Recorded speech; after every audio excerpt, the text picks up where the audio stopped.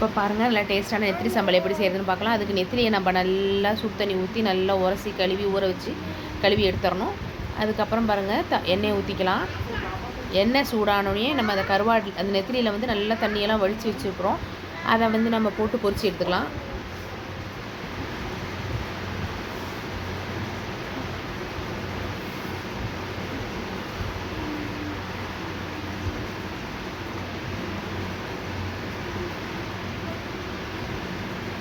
பாருங்கள் நெத்திலியெல்லாம் சேர்த்தாச்சு. இப்போ நல்லா பொரிச்சிடுவோம்.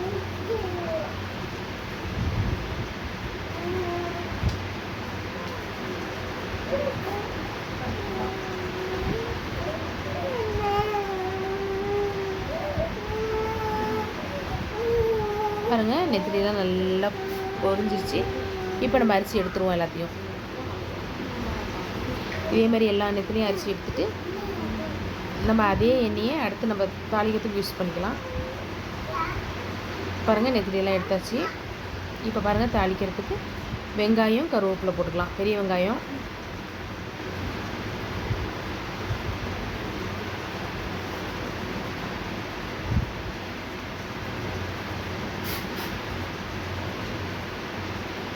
வெங்காயம் நல்லா வதங்கட்டும்.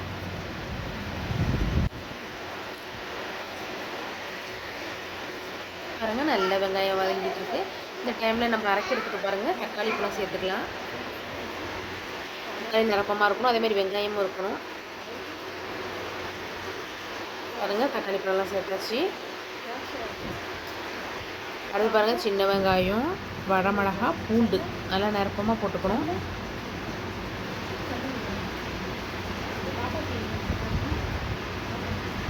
இப்போ இது மூணையும் நம்ம மிக்ஸி ஜாரில் சேர்த்துடலாம். பாருங்கள் சின்ன வெங்காயம்,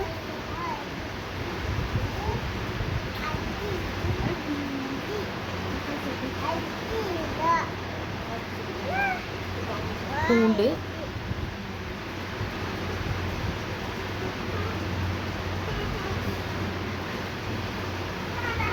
வரமிளகா எல்லாத்தையும் சேர்த்து நல்லா அடுத்து பாருங்கள் கொஞ்சமாக சோம்பு சேர்த்துடலாம். ஒரு அரை ஸ்பூன் சேர்த்துக்கலாம். இப்போ எல்லாத்தையும் நல்லா நைஸ் பேஸ்ட்டாக அரைச்சிருவோம். பாருங்கள் அரைச்சாச்சு. இப்போ நம்ம பாருங்கள் வெங்காயம் கருவேப்பிலை நல்லா வதங்கிச்சு. இப்போ நம்ம வந்து இந்த சாந்தையை சேர்த்துருவோம். நல்லா எண்ணெய் மிதந்து வர வரைக்கும் சுண்ட வைக்கணும். உப்பு பாருங்கள் தேவையான அளவுக்கு சேர்த்துக்கலாம். இந்த மாதிரி சம்பல் செஞ்சோன்னா வெறும் சாதத்துலேயும் போட்டு சாப்பிட்லாம், சப்பாத்திக்கு சாப்பிட்லாம், தோசைக்கு சாப்பிட்லாம், இட்லிக்கு சாப்பிட்லாம், சாம்பார் சாதம் தொட்டுக்கலாம். செம்ம டேஸ்ட்டாக இருக்கும். தயிர் சாதம் எல்லாத்துலேயுமே சாப்பிட செம்மையாக இருக்கும். பாருங்கள் நெத்திலியெல்லாம் போட்டு நம்ம பவுட்ரு பண்ணிக்கலாம். மிக்ஸி ஜாரில் போட்டு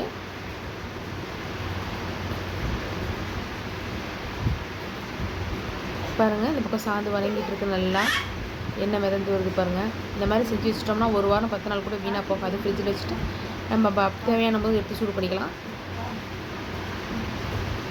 பாருங்கள் பவுட்ரு பண்ணியாச்சு. இப்போ வந்து அந்த நெத்திலி பவுடரும் சேர்த்துடலாம். இதில்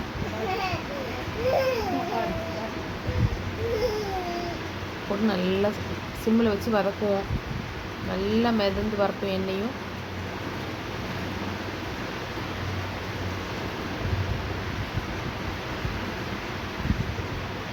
பாருங்கள் நல்லா டேஸ்ட்டான நெத்திலி சம்பல்.